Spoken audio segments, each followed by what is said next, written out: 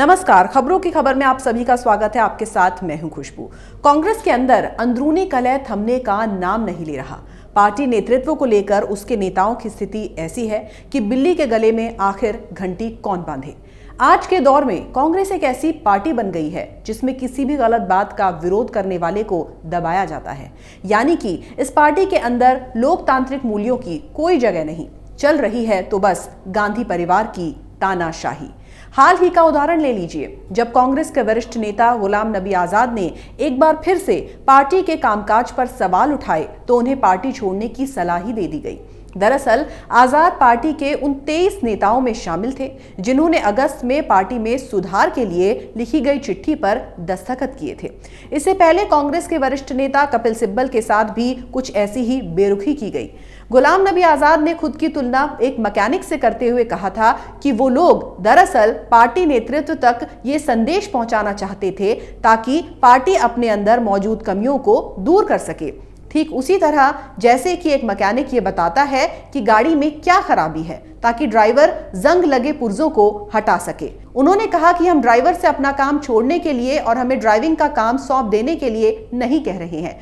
उन्होंने कहा कि वो चिट्ठी कांग्रेस के भीतर पार्टी की कमजोर पड़ती विचारधारा के मुद्दे पर जागरूकता फैलाने के लिए लिखी गई थी। बिहार चुनावों और 11 राज्यों में हुए उपचुनावों में कांग्रेस के खराब प्रदर्शन के बाद इन नेताओं ने पार्टी में ठोस कदम उठाए जाने की मांग फिर से की है। उधर लोकसभा में कांग्रेस के नेता अधीर रंजन चौधरी ने पार्टी नेतृत्व पर सवाल उठाने वाले नेताओं पर सख्त नाराजगी जताई और कहा कि ऐसे नेताओं को पार्टी छोड़ देनी चाहिए। उन्होंने आजाद और सिब्बल जैसे नेताओं को अपना ज्ञान अपने पास ही रखने की नसीहत दी है। इससे साफ है कि कांग्रेस में सिर्फ एक ही केंद्र है, एक ही शासन है और वो है गांधी परिवार। जो भी इस परिवार के खिलाफ जाता है या इसके शासन की कमजोरियां गिनवाता है उसे पार्टी से बाहर का रास्ता दिखा दिया जाता है। अधीर रंजन चौधरी ने कहा कि पार्टी बंगाल में मैदान में उतरी हुई है। हमसे कार्यकर्ता ये पूछते हैं कि हम तो यहाँ लड़ रहे हैं मगर ऊपर के जिन नेताओं को कांग्रेस की मेहरबानी से नुमाइंदगी का मौका मिला, अगर वो लोग कांग्रेस में रहते हुए हमारे नेता के खिलाफ या पार्टी के खिलाफ या फिर राहुल जी के खिलाफ या आला कमान के खिलाफ अगर इस तरीके से विरोध करते हैं तो हम लोगों को क्या कहेंगे।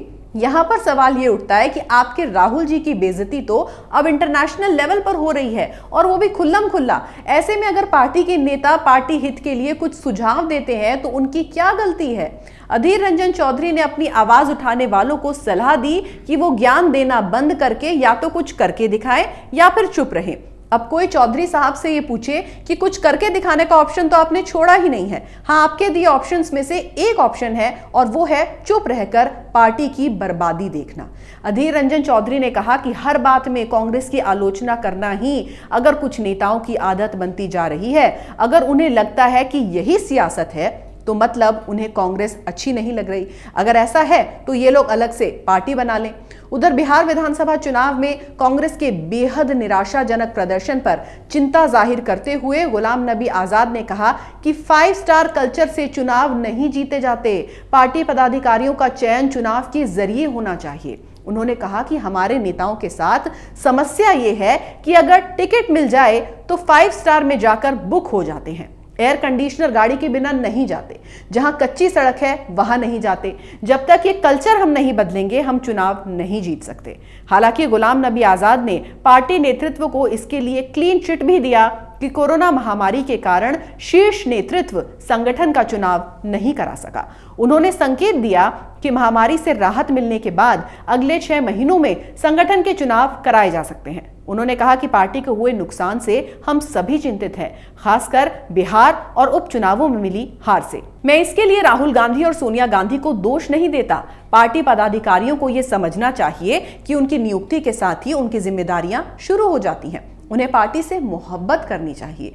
मतलब साफ है कि राज्यसभा में विपक्ष के नेता ने सब कुछ कह भी दिया और राहुल और सोनिया को साफ तौर पर जिम्मेदार भी नहीं ठहराया, क्योंकि वो जानते हैं इसका अंजाम अच्छा नहीं होगा। आजाद ने आगे कहा कि हमारे लोगों का ब्लॉक स्तर पर, जिला स्तर पर लोगों के साथ कनेक्शन टूट गया है। जब कोई पदाधिकारी हमारी पार्टी में बनता है तो वो लेटर पैड छाप देता है, विजिटिंग कार्ड बना देता है। वो समझता है कि बस मेरा काम खत्म हो गया।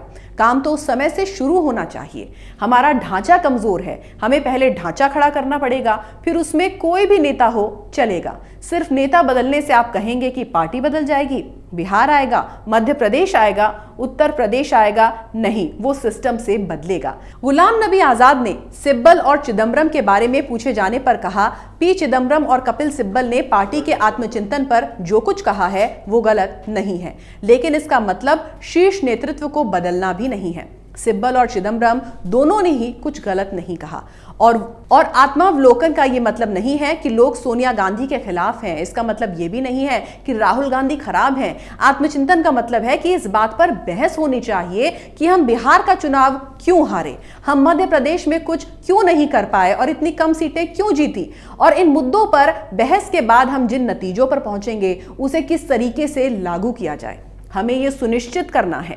यानी कि उन्होंने इस बात पर बार बार जोर दिया कि राहुल और सोनिया पार्टी के बिखराव और खराब प्रदर्शन के लिए जिम्मेदार नहीं है। सिर्फ पार्टी के बाकी पदाधिकारियों का पार्टी से प्यार करना जरूरी है। सोनिया और राहुल पार्टी से प्यार ना करके सिर्फ अपने परिवार से प्यार करें, इसमें कोई हर्ज नहीं है। उधर बिहार चुनाव में कांग्रेस के कमजोर प्रदर्शन के बाद से पार्टी के भीतर टकराव का माहौल लगातार दिखाई दे रहा है।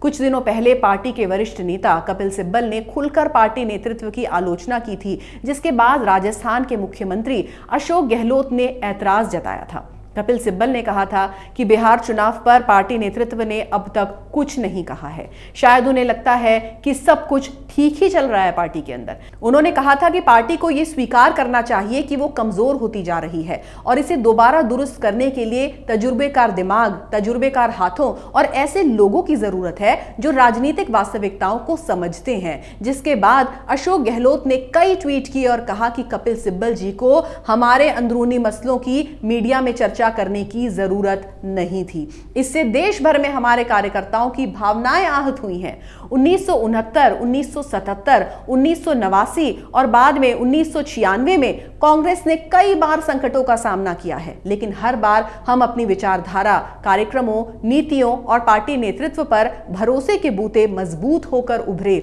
हर बार संकट की स्थितियों से हम बेहतर होकर उभरे। सोनिया जी के नेतृत्व में हमने साल 2004 में यूपीए सरकार बनाई। हम आज के हालात से भी उबर जाएंगे।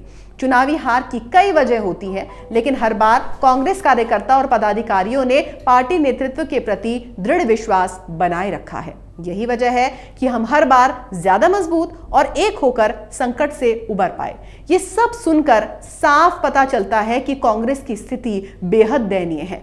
पार्टी नेता जानकर अनजान बन रहे हैं और अपना उल्लू सीधा करने में लगे हुए हैं। और ये बात तो बेहद हास्यास्पद है कि पार्टी हर बार ज्यादा मजबूत और एक होकर उबर रही है। वो तो साल दर साल चुनावी नतीजों से सामने आ ही रहा है। खैर, हम तो यही कहेंगे कि दिल बहलाने के लिए ये ख्याल भी अच्छा है। अगर आपको हमारा ये वीडियो पसंद आया तो इसे लाइक करें, शेयर करें और कैपिटल टीवी को सब्सक्राइब करें। नमस्कार। अगर आपको हमारा वीडियो पसंद आया हो तो इसे लाइक करें, हमारे चैनल को सब्सक्राइब करें और हाँ, बेल आइकन दबाना ना भूलें ताकि आप तक हमारे वीडियो की नोटिफिकेशन पहुंचती रहे। आप अपना सुझाव हमें कमेंट बॉक्स में दे सकते हैं। हमारे साथ जुड़ने के लिए शुक्रिया।